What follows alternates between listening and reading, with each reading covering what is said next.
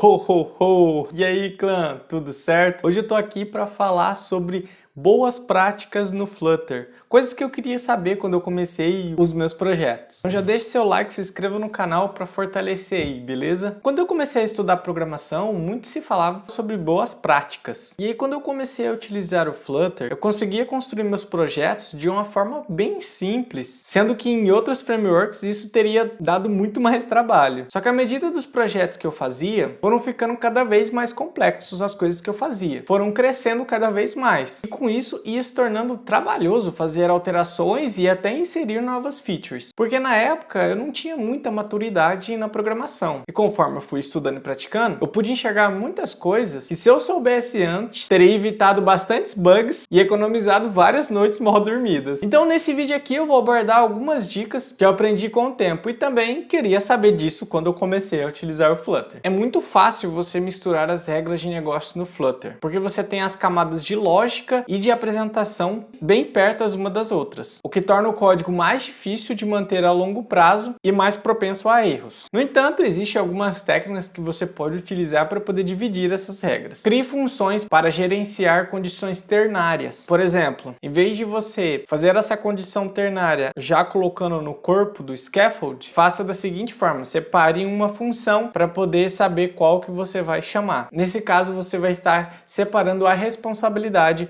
do seu código. Implemente algum padrão de arquitetura, seja, por exemplo, o padrão block, MVVM, não importa o que você escolher, desde que tenha algum padrão que possa dar estrutura ao seu código. Crie widgets para poder reutilizar seu código. Eu diria que essa é uma das boas práticas mais importantes que tem, porque conforme você vai criando vários elementos ali, você tem que reutilizar isso de alguma maneira, porque senão cada vez vai se tornar trabalhoso você estar reimplementando a mesma coisa sempre. E nós sabemos que basicamente tudo no Flutter é widget. Eles são provavelmente a razão pela qual o desenvolvimento do Flutter é tão fácil. Então é muito importante você reutilizar o seu código. Se você quiser saber mais sobre esse assunto, vou deixar no card aqui o vídeo que eu fiz especificamente para isso. É uma prática comum você colocar ele dentro de uma função e retorná-la logo em seguida. Temos que tomar muito cuidado com métodos que retornam widget, pois isso faz com que o widget, quando ele é retornado, seja reconstruído a cada chamada que o método build faz. Então, em vez de você criar uma função que vai retornar o widget,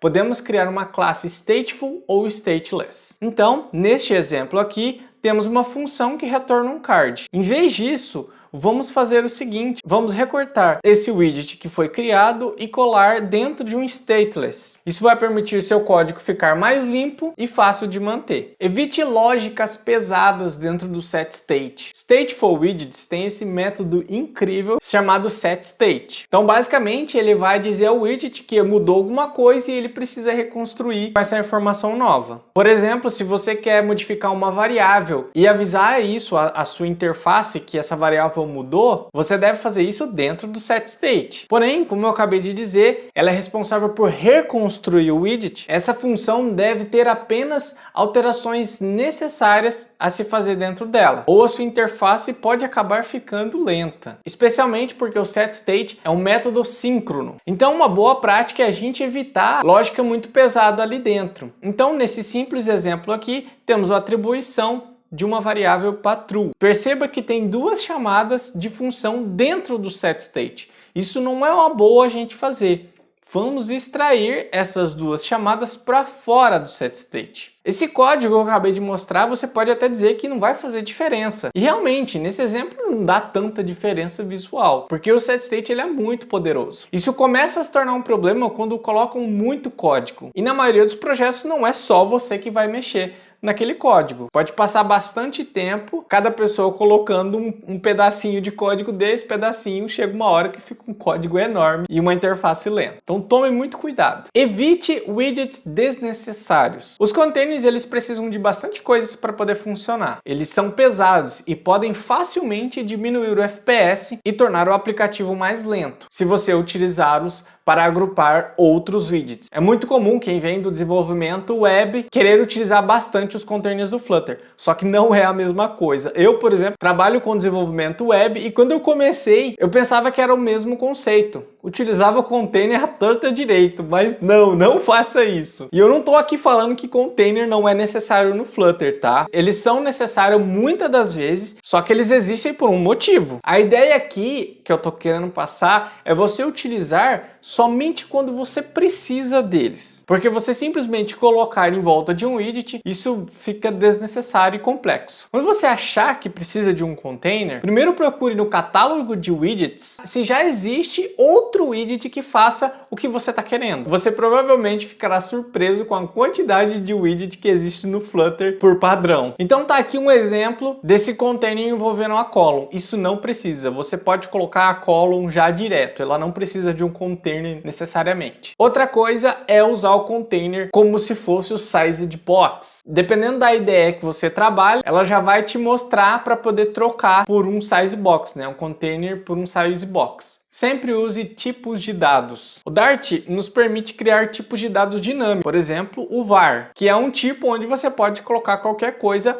dentro desse var. Esse tipo chamado Dynamic cuida desses valores, o que é bastante útil quando você não sabe o que vai vir de uma API, por exemplo. No entanto, os tipos de dados dinâmicos podem se tornar um pesadelo e tornar seu código mais propenso a erros. Quando você utiliza tipos de dados adequados, você obtém a ajuda do compilador e provavelmente da IDE também. Eu não estou aqui falando que você não deve utilizar o var, mas meu conselho é evitar o máximo possível o uso de tipo de dados dinâmicos e aquelas declarações var. Um caso especialmente útil para esse conselho é quando você usa o Future Builder e o Async Snapshot sem tipo de dados. Então, nesse exemplo, nós não temos um tipo específico para esse Async Snapshot. Tanto a IDE quanto o compilador não saberão quais os dados o snapshot vai ter, o que é uma causa comum de erros. No entanto, se você adicionar um tipo de dados, eles poderão saber e avisá-los sobre o erro em tempo de compilação. Então ele já vai mostrar esse vermelhinho ali. Como podemos ver, o tipo de dado esperado para o snapshot é uma string. Está dando erro